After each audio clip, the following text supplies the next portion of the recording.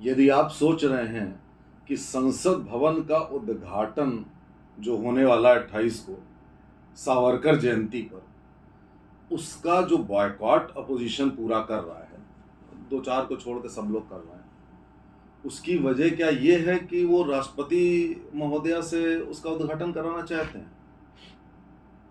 ये बिल्कुल गलत सोच है। अभी अभी सुप्रीम कोर्ट ने भी इनकी पीआईएल को खारिज कर दिया। अब आप देखिए, इंटेलेक्चुअल बैंक्रप्सी के बाद देखिए कि उद्घाटन किससे होना है, उसके लिए ये सुप्रीम कोर्ट में चले गए। मतलब कभी कभी तो ये बिल्कुल बड़ा आश्चर्य होता है कि ये बैठे हुए हैं शीर्ष पर, ये सुप्रीम कोर्ट इसलिए जाने कौन करे उद्घाटन।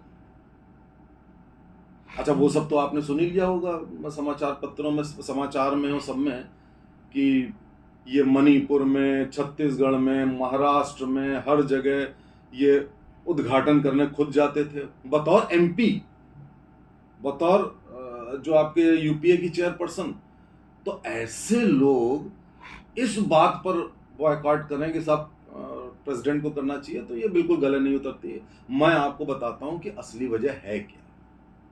देखिए, वजह नंबर 1 सावरकर जयंती है, और सावरकर से कितनी एलर्जी है जितने भी ये देशद्रोही हैं। और मैं आपको बताऊं, सबसे बड़ी देशद्रोही पार्टी कांग्रेस है। राहुल गांधी तो पब्लिकली सावरकर को गाली देते हैं। एक ऐसी महान शख्सियत जिसने काला पानी में यातनाएं भोग करके विदेशों में भारत को आजाद करने की मुहिम करी, उससे ये लोग चढ़ते हैं। तो ये बात कि सावरकर जयंती पे क्यों रख दिया। उसके बाद दूसरी बात यह है कि नरेंद्र मोदी एक राष्ट्रवादी, हिंदुत्ववादी, ग्लोबल लीडर, भला वो क्यों उद्घाटन करे? उसका नाम लिख जाएगा। अभी तक आपको क्या मालूम था कि किसने पार्लियामेंट बनाई? अरे कोई ल्यूटियन करके रहा होगा, उसने पार्लियामेंट बनाई, अंग्रेज। किसने उद्घाटन किया? कोई वायसराय इरविन थे, उन्होंने उद्घाटन कर दिया। एक कोई छोटी सी प्लेट लगी होगी। इनमें से कोई भी आदमी बॉदर्ड नहीं था कि पार्लियामेंट किसने बनाई, किसने उद्घाटन किया। आज जब हमारे भारत में भारतवासियों द्वारा ये बनी, तो इनको मिर्ची लग रही है। और उसका उद्घाटन कौन करेगा? अब इनको इरविन से, मतलब विदेशी करे उद्घाटन, उससे प्रॉब्लम नहीं थी। अंग्रेज बनाए, उससे प्रॉब्लम नहीं थी। भारतीय बनाए, और भारतीय जो संसद का मुखिया, डिफैक्टो मुखिया तो प्रधानमंत्री होता है, और उन्हीं का इनिशिएटिव, और उन्होंने एक एक स्टेप पर बड़ी मेहनत से ये बनवाई है। अब वो सारी मेहनत उस आदमी ने करी, अब वो कहते हैं साहब उद्घाटन इसको नहीं करने देंगे, इसकी प्लेट नहीं लगनी चाहिए। अब ये बॉयकॉट करेंगे तो जरा इनसे कोई पूछे कि तुम किस मुंह से इस संसद में आओगे। इनके पास मुंह ही नहीं होगा। तो अच्छा होगा कि इनके आने की नौबत ही ना आए। इसके पहले आपको याद होगा कि जब वो अशोक की लाट इस पे लगनी थी, उस पर भी बवाल हुआ था कि शेर का मुंह खुला क्यों है, आंखें बाहर क्यों हैं। वो शेर का मुंह नीचे, आंखें नीचे, यानी कि आप गुलाम रहिए, वही ठीक था, वही लगाया गया था अंग्रेजों द्वारा, वही ठीक था। किसी ने भारत को शेर, आंखें और दांत बाहर वाला शेर कैसे बना दिया। तो आप कहते हैं कि पीएफआई जो है वो भारत को 2047 तक इस्लामिक नेशन बनाती है, तो आप उनको पकड़ा धकड़ी और बैन कर रहे हैं। अरे भैया, उससे 1000 हाथ आगे ये कांग्रेस है जिसने बना दिया था, लगभग बन चुका था, बन चुका है। अब इनको ये लग रहा है। अब देखिए, मेन मुद्दे पे अब हम आते हैं। मेन मुद्दा है संगोल, सिंगोल या संगोल, जो भी बोले। ये एक संस्कृत का शब्द है। साउथ में, दक्षिण भारत में, तमिलनाडु में चोल डायनेस्टी हुआ करती थी, बहुत लंबे समय तक रही। चोल 1, चोल 2, चोल 3। वो जब सत्ता हस्तांतरित करते थे तो एक चिन्ह देते थे, वो सिंगोल कहलाता था। उसके टॉप पर नंदी, नंदी न्याय के भगवान, शिव जी के। आप चाहे नंदी की पूजा करें तो भी शिव जी को ही पूजा होती है। और टॉप पे नंदी और एक चांदी का संगोल, ये दिया जाता था चोल डायनेस्टी में। ये अपनी भारतीय संस्कृति का प्रतीक है। अब आप अंग्रेजों के और मुगलों के सारे प्रतीक रख रहे हो। जब राष्ट्रपति गार्डन से मुगल गार्डन का नाम हटाया गया तो भी इनको बड़ी दिक्कत थी कि मुगल ही होना चाहिए भाई साहब। जब वो इंडिया गेट से मूर्ति हटाई गई तब भी इनको दिक्कत कि सुभाष चंद्र बोस की क्यों लगाती।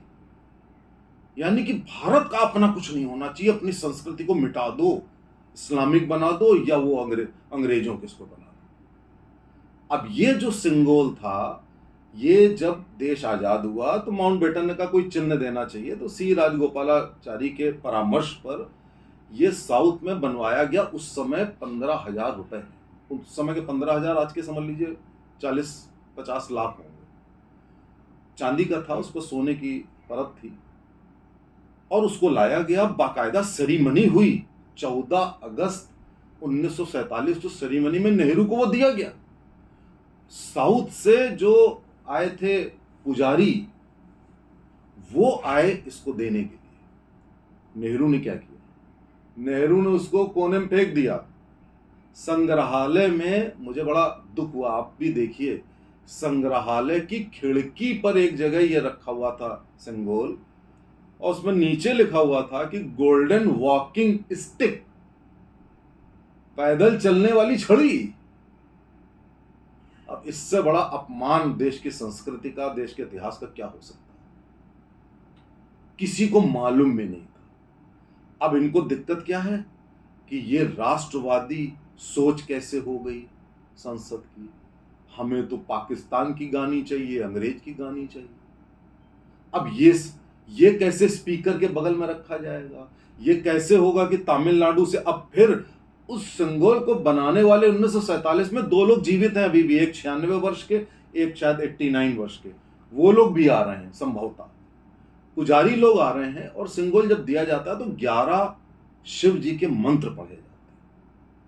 अब ये हो रहा है कि ये मंत्र उच्चारण, सिंगोल रखना, अशोक की लौट रखना, पूजा पाठ होना, हवन होना, ये सब क्या हो रहा है?